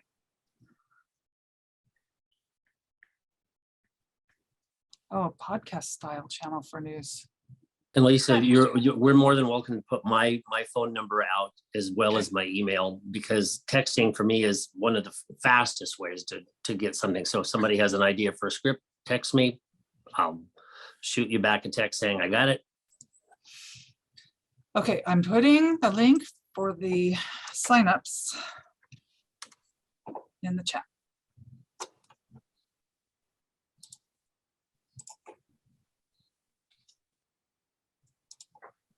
So Clyde, did you have another comment? Yes. So one of the things that I've heard from lots of members as I've been reaching out and learning more about Pinnacle is this whole thing of communication and making sure people feel like they understand what's going on when, who to talk to about what. And it's something that I've heard a lot. And it makes sense, and I get it. The challenge is the communication that comes out from us comes out from several different places. Anything that is audience facing comes from the executive director level, handles all public communications. Internal communications, as we are structured, should come from the committee level. So if you're trying to get in contact with someone for a certain project, your best bet is to make sure you're going to whoever is in charge of that particular committee. So if there's something that you want to do with education, then currently you'd go to Robert Sahlberg. If it's something with script reading, then currently you would go to Scott Ramp. So we've been talking about this, and we're going to try and come up with something that is good, but there isn't going to be a one communication style that works great for everyone, because some like text, some like email, some like podcasting and whatnot. But we don't want to make our committee chairs have to do the same thing in 5 or 6 different ways. So if you have a communication style that you think is the easiest for you, and maybe a backup as well, let us kind of know so we can figure out the most efficient way of getting information out. But again, your committee chairs are your direct go-to when you want to get involved in a certain aspect of Pinnacle. Thanks, Clyde. Heather, did you have another question? Oh, no, I just didn't. Sorry, I'm on my phone. I didn't put my hand down. Sorry about that. Okay, and then Lisa Kelly asked in the chat, where do we Yeah, find? and I'm gonna put a link to where the best place is to find it, so. Okay.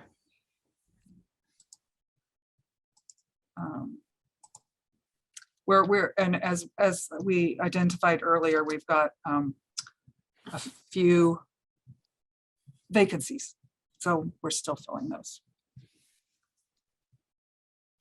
Well, I want to thank everybody for your time today. I really appreciate the give and take. We're going to definitely continue to try to find this middle ground. We've been trying to do a lot of things to find more transparency. We've tried to bring in new members that will help us in DEI. We have been working towards initiatives to try to come up with new venue opportunities. There's a lot of exciting things that have been percolating even through all of the pain of the last 2 years. So I'm really optimistic of where we're going to be in a few years. And I hope all of you feel the same way and will continue to stay as active as it looks like we're starting to get again, because we absolutely want to continue to open and become more and more involved in the way we used to be. So that's our goal. Again, appreciate the time. Lisa, were you thinking that you wanted to, for those who want to stay, if Scott had more detail to share, or do you think we've gotten through that? You're on mute. So used to being, yeah, the time changed tonight. I am totally open to sticking around if there are some of you who want to dig deeper into this new season selection process with Scott. And I guess I just don't know how many people are interested.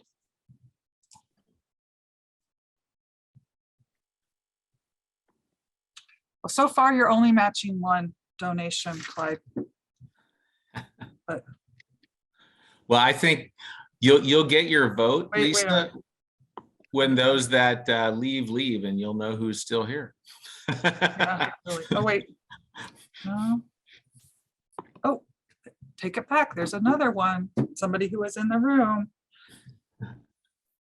Well, thanks again, everyone. And I hope you all have a great weekend. And hopefully we'll see you all soon. Bye. So Scott, I'll just stay here with you and we'll see, okay?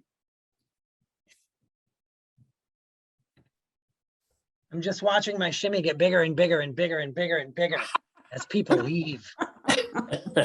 All right, now I'll leave you all alone. Mwah. Bye, Sean. Great to see you all. Bye. Got a little musical interlude there. Yeah, oh, he's endless entertainment. Jennifer. Yeah, Jen. a question about the script reading committee, because in the past we've had information from the board steering us in a certain direction for certain types of plays. You know, that you've heard it all before. We've all heard it all before. Big names, well-known, blah, blah, blah, blah, blah. Yeah. And I didn't want to get into details like that, but is that not the case anymore? I mean, have you had any direction from the board as to, you know, one heavy duty and 3 comedies or anything like that? Have you had? Yeah, I mean, they're looking for a well-rounded season, meaning they're looking for musicals, plays, dramas, comedies, the whole bit. And then eventually, when we get to, and I have to look at my date thing here, but when we do propose from the hot list that the board helps to decide, we're going to give them like several minimum of like 3 different possible seasons, and then when they go into executive session, they're either going to take them themselves and, you know, do a little catch as catch can, or take the one the way we give it. So we're just trying to give them as much variety as we can. My biggest thing is that we're trying to give, you know, give things that people are interested in, so that we're not short directors, or that people don't feel like they're, you know, their proposals or their interest wasn't worthy. Does that sort of make sense? Yeah, that makes total sense. Thank you. Yeah, I really want to congratulate you on your group. I think it's a really interesting group. And as people who know me know, I think one of the most important parts of Pentacle is this play reading / script reading committee. So well done. And I hope you have fun doing it. Well, I'm sure I will. I'm looking forward to it. And I loved working, however briefly when we did the other one with you. And I wanted to tell you, I don't think I really got a chance other than on Facebook to tell you how wonderful you were on your show. Okay, thank you. Yeah, that was a good show. Yeah, it was. There's I enjoyed telling my family, I said, she's Scottish. And they went, oh, really? Yeah, this isn't really to do with the script reading committee, but I was shocked to hear that Over the River only did 40% in sales. Because it felt like there was so much more every night in the audience to me. It did to me too. I was 3 times. Pandemic. It's the pandemic. Yeah. Oh, no, I'm not doubting it. Just it felt like the audience was fuller than 40%, but okay. Well, you're doing a great comedy. Everybody was very vocal responding to you guys. Yeah, that's true. Yeah, and I'm going to do some analysis over the last 3 shows. We gained a lot of first timers at Pentacle with the last 3 shows. And I know Zach single-handedly brought in, 40% of that 40%. But no, it was Tim Jager who did that. And then closely followed by Zach. Yeah, cast the Catholics. Let's do that. And then and don't forget Allison, who's Latter-day Saints. Yeah. She's what a cutie. Okay, so I have your slides up here, but I imagine what you probably really want to do is just like talk. I'm not sure. What do you want to do? It's really, I just would like to answer questions for anybody that has questions. I mean, if you have any questions as to how it's working, if you feel like it's, you're worried about fairness, I am on the DEI thing with Lisa as well. So shoot, and I left you off too. No, you didn't. Oh, I left my son up. I just left my son. But one of the things that we're going to also reach out to as a committee is also looking at certain groups, trying to reach out to possible potential directors that might be able to suggest something that we ordinarily wouldn't be able to do on our own. So like, reaching out to some of the people in the Pentacle community that maybe have either fallen away or just aren't as active right now. I'm going to reach out to some of those and see if we can interest them in, proposing and coming back and doing something that has, something other than an all white cast. Jennifer and Ed have their hands up. Jennifer, is yours the same hand? You're on mute. I have my hand up. I'm sorry. I must have forgotten it. I'll take it off. That's okay. Then I think Ed was next. Yeah, hi, thanks, Clyde. First of all, I think I need to commend the board for the work to improve the place selection process and for the Directors Forum. And also, I want to give a huge shout out to Scott and Debbie for working together on this, because I know you guys are going to be, there's going to be cross-fertilization between those 2 committees. Those are huge assignments.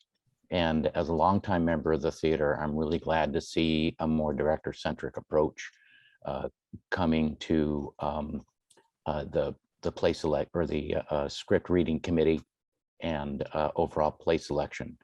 Without interested directors, and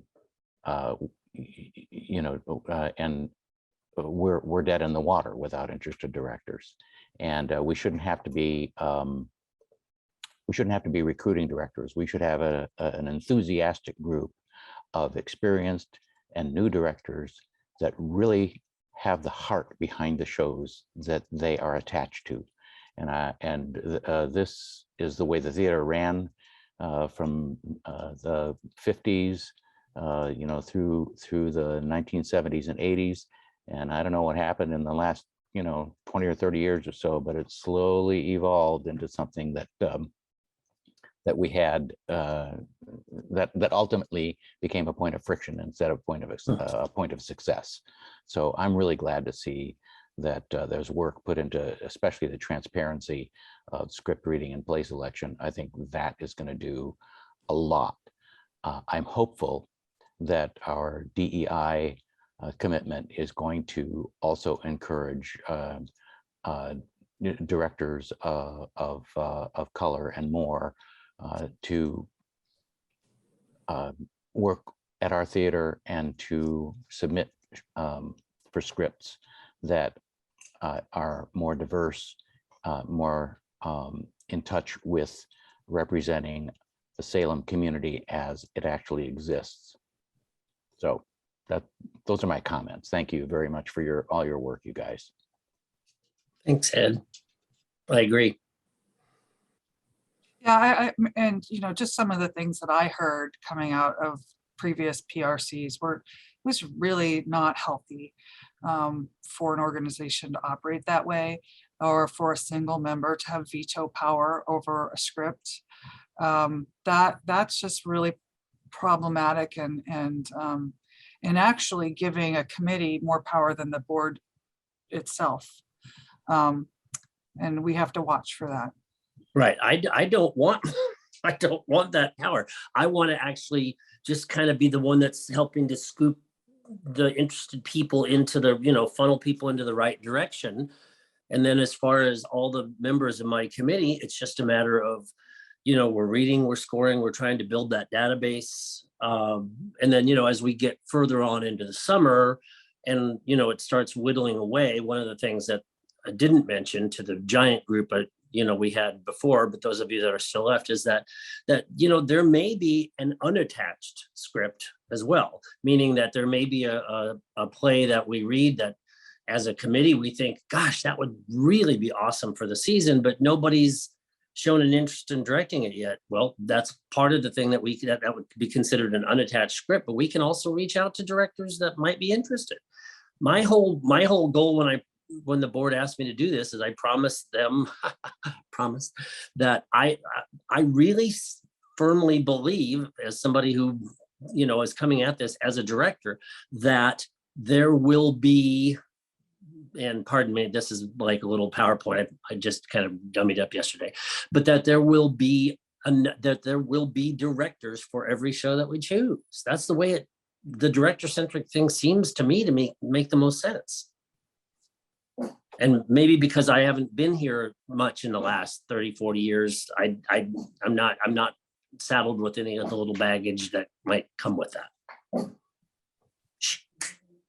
My dog is driving me crazy. I was just gonna say, so let's go through. Yeah, the timeline is important. Here's emails that you can contact.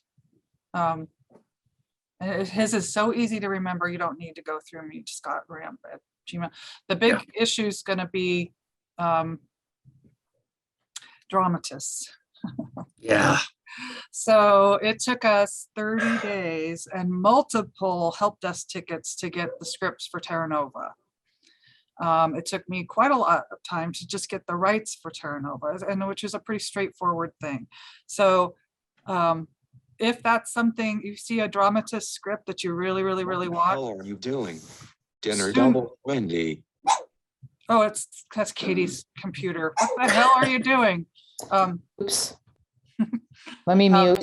But get those titles to me ASAP, because we're gonna have to allow for that lag time. And Jennifer's hand's up again. Yeah, I know it's me again. I'm sorry, but you know how precious this system is to me. And I kind of take a little bit of umbrage. I've been on this committee for, I don't know, 4, 5, 6 times. And I was never on a committee where one person had a veto and shows were shot down because one person was in charge or one person. I've always, probably to my detriment, spoken up and told people this is just who I am and this is what I'm saying. Mm-hmm. And I think the most important thing for the chair of the play reading or the script reading committee is to tell people when they walk through the door, leave your egos outside, please, because it's not about you. It's about the theatre. And you may be passionate about whatever show it is you want to do.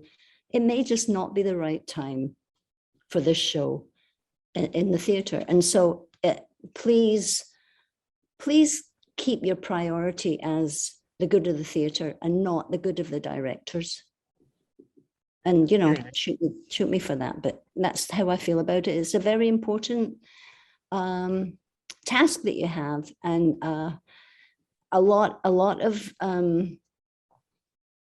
directors do have very passionate projects that they want to do, but it might not be the right time for the theatre, and you have to be kind of cold-hearted in your decision making. I know ultimately it's the board that does that, but anyway, I just want to say it kind of disturbs me a lot for people to knock the process of the has-been play reading committee over these years, because there's always one person on the committee for sure. There's always maybe sometimes two people on the committee that you're like, oh my God, that person's driving me mad.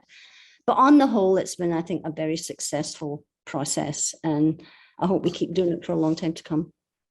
Jennifer, I certainly didn't mean to have you take umbrage at it, and I didn't mean to. No, it wasn't you, Scott. It wasn't. It was just me. general comments. Just general comments. I'm not. No, but I far be wish, it from me to single people out. I'm not singling people out. I'm just saying it's been my experience over the years that it's been a very good and relatively fair process. And ultimately, as we all know, when we sign up for these things, it's the board's decision in the end. So, Correct. you know, there you go. Yeah, No, well, I'm right behind you all the way, Scott. and Jennifer, I only said it because it's happened. And that's was sad to me, because you know, getting multiple reads on something, you're going to get multiple perspectives. And I'm not on the artistic side, but I am on I get to hear about everybody's unhappiness side of things. So, And just speaking for one of the things that I told our members last week when we had our first meeting, is that whether or not we, whether collectively or individually, like or dislike a play, I want everybody to come in with an open mind. In fact, one of the things that, because we are doing this survey, one of the things that I asked everybody, and I'm going to reiterate tomorrow in our meeting, is that once you finish reading the play, don't immediately run to the survey and fill it out. I said, because, you know, sometimes you read a play and it, you know, maybe you're in the wrong mood, maybe it doesn't work. The example I gave, and Jennifer, you'll get a kick out of this, I'm sure, is that of all the years I've directed Bus Stop twice, and I still remember asking my cast every time I've had it. I said, let me see an honest show of hands. I'm your director. I'm not going to get upset. How many of you thought this play was boring? And almost every hand goes up. Bus Stop, Inge plays in general, but there's a lot of things that will read maybe boring. And then there's other plays like Waiting for Godot that you read and you go, what the heck did I just read? So what I'm asking everybody to do is give it a little time to marinate before they start filling out the forms to get a more accurate thing. I don't want, you know, scores of all ones or all 20s. Does that make sense? Yeah, I love that. Thank you. Yeah, I love that. So I tend to be like that. I tend to be like, oh, gut reaction. But you're right. It's best to wait. Yeah, because then you kind of go, oh yeah, I see where that could be. And you know, like I said, it's not the actual score. It's not like, you know, anything above a certain score might get produced, and anything below that score won't. That doesn't necessarily, that isn't part of it. It's just the scoring for, you know, for directors to be able to see and look at. Yeah. And I just want to touch in on that one more time, because that last sentence that Scott said is the most important. The scoring system is to give the directors feedback so they can prepare the best possible proposal and address any concerns that have already come up in the committee process, so that when they present it, they've got the answer already set. So we're trying to score the scripts to empower the directors to make the best possible presentation. Because right now it's a one and done. You get one shot to present it. So there's a lot riding on it. So between the directors forum and we're looking at this process as a whole, we're really trying to make sure, like Ed was saying, that we, you know, are recruiting and empowering and training our directors as best we can. So that script reading is just focusing on what's on the page and asking questions. I just wanted to say that I did get a call from from Albany Civic Theater that they're going to be doing Silent Sky and Something Rotten. So we might not want to invest our hearts in those titles. Or, you know, you're not going to be reading musicals, but the musical Something Rotten, and then they're doing Silent Sky, which was on lists recently. Okay.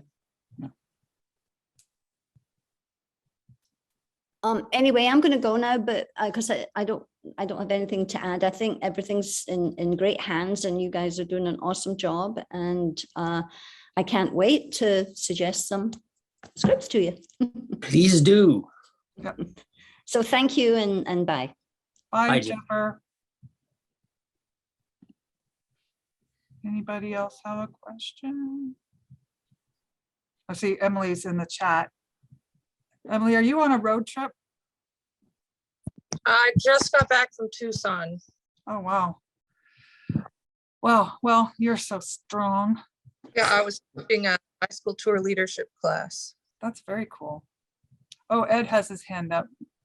Guys, if we're winding down, I'm going to head out. But thanks so much for everything this afternoon. I appreciate the opportunity. Thanks for coming, Ed. Thanks, Ed. Thanks, Ed. So Katie, you have anything else on your mind? No, I don't. I just wanted to kind of hear and see Okay. where we were, and you know, it might be a process. I'm to get my large project to fruition the way I said I would. It's going to take both of my hands, so I won't be as involved or maybe the contributor I would be in other years, but I'm looking forward to it. I hope it works the way that we hope it will. And you know, I'll reach out to you if I have any questions. Oh yeah, no problem. You know, if I hear anything, I mean, I'll definitely send you, you know, a text for sure. You bet. Yay. Yay. Okay. Anything else? Zach, Chris, Emily? So I'll take off here. Okay. Hi, Bye. Katie. Bye. Bye, guys. Bye. Hey, Zach, where's your dog? They're sleeping. They've been going nuts this whole time, so that's why I haven't had my camera going. But they're finally asleep, so Oh my everything's God. all hunky dory. I was trying to I do know. a book club the other day, and my two like had World War III, you know, in my living room. I'm glad I'm knocking not the over only things. one. Yeah, it was, I'm like, okay, I'm gonna be, out of the picture and on mute. Sorry. That's why I come here. No I'm, doubt. I'm Bye, gonna Clyde. piece that as Smart. well. Scott, you did a great job. There's so many people excited by Well, thank you, by your Clyde. enthusiasm. I'm new to the whole PowerPoint thing, but this is something that like what you're seeing on the screen that I sort of started dumbing up yesterday, and I'm doing something like this for the how to read a script. Does it look okay to you? It's a lot of text on there. I know. I it- need to add some other things. Anywhere where you can maybe bullet point it would be Yeah. good. Because Okay. if all they need to do is to read it, then what do they need the workshop for? We could just send it out. Yeah, exactly. But So they a won't good read solid- it. a good solid outline of the major points is a pretty good safe bet. But Okay. if you want to send that to me, I'll be glad to look over it and send some questions or some comments back. But Yeah, I probably will. I'm still trying to figure out exactly how to send these. I don't know exactly what I did right or wrong yesterday, but I'm trying. Just It came through just fine. It came through How just fine. weird. I just couldn't see it on my phone. Huh. Because you had put white text on a black background. Maybe that's it. So in any case, there's lots of YouTubes on how to do a great presentation. But I would just go with Clyde, make it more, here are the highlights like we did in this earlier presentation. And then you can, expound on those and then take questions to get to other things. Do you guys have a preference? Do you think that doing it by Zoom is the best way to do it? I'm always big on in person. I think I am folks are too. ready for it. And maybe if the weather's nice, we could do it on the porch. Yeah. One thing I thought would be nice is if we could record it. So if there was a director or somebody who wasn't able to attend, that we have something that they can refer to. It's never going to be a replacement for in-person instruction, but. That's a great Well, idea. that's one of the things that Michael, even though he's not on the thing right now, said he actually offered me to put it all down, write it all down, put it on teleprompter and film it at his studio up in Portland film it. But then, like Lisa said, that can't answer questions that way. But I mean, I'm open to any way you guys want to do this. Okay. Well, I'm certainly glad to help. I'm always big on in person. Yeah, I am too. Especially at the theater. Mhm. But I think especially while we're transitioning out of COVID, I think having it, people can clock in through Zoom and observe and interact that way. That might bring in some more people who might not be willing to physically show up. And then definitely recording it is a great idea because then we've got it in our educational archives. But yeah, I'll look. If you guys can send this to me, I'll be glad to look over it. Anywhere where you can ever get your students talking more than you is always good. So Yeah. if there's maybe a handout or a worksheet or something that you might want to put together to send out in advance, so folks can look at something and then you've got a sample that you could comment on or ask questions on, or sort of get people maybe to come in with questions. Okay, yeah, that makes sense. How soon do you want to do this? That's the other question. I'm always of the option of I would rather do it of quality and do it right than do it rushed. So sooner It's is not always- crucial that we do it sooner is like always right better. now. It's not a factor for the script reading committee necessarily. It's just something for the general membership, correct? Right, correct. Part of our education and training of members. Absolutely. Okay. Including your committee members. Yes. I mean, Yeah. you definitely all want them to have, one of the things that's useful about that is that you have a common vocabulary with Right. which you can discuss the scripts.